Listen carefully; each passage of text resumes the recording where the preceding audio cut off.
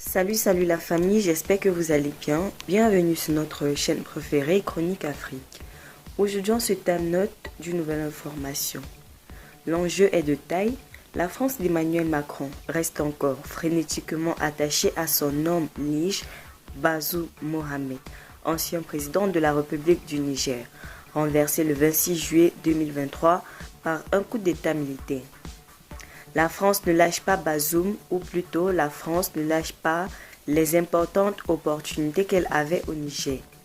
Cela jusqu'à la chute de son empire renversé par le général Tchiani Abdourahmane.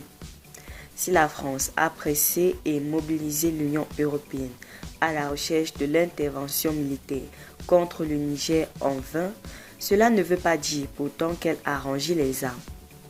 À l'image de ce rassemblement du 7 décembre dernier, le câlin en France des soutiens à Bazoum pour continuer le tapage médiatique lancé autour de la présentation d'une complication des écrits rédigés par des acteurs tout pensionnaires du gouvernement français. Pour autant, il faut le rappeler, la pression de la France sur le Niger ne joue pas uniquement sur le plan des actions médiatiques. Le réveil des réseaux dormants. Irrigués par d'importants financements en provenance des organisations françaises, toutes les relations, tous les réseaux d'amitié et officines sont désormais en branle dans le cadre des plans d'action sur la transition militaire au Niger.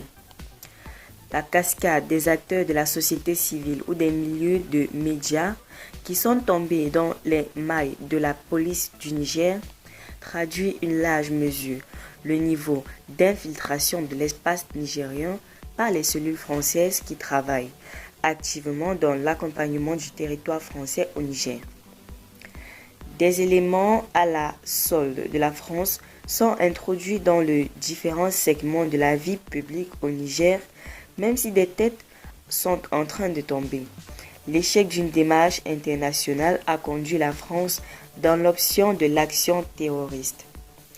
Sollicitée par la France dès les premiers instants du renversement au régime de Bazoum Mohamed, l'Union européenne avait trop tardé à réagir, s'étant limitée à des communiqués de sanctions et de dissuasion. En définitive, l'Europe a refusé de mettre dans la sarcelle de la France l'argent attendu pour mettre en mouvement les troupes de la CEDEAO, prépositionnées en Côte d'Ivoire, au Bénin et au Nigeria. De son côté, l'ONU a refusé elle aussi de prendre tout mandat dans le sens d'une action militaire contre le Niger. Restez toujours côté en commentaire et respectez les règles de communauté. N'hésitez pas de liker la vidéo, de la partager et surtout de vous abonner.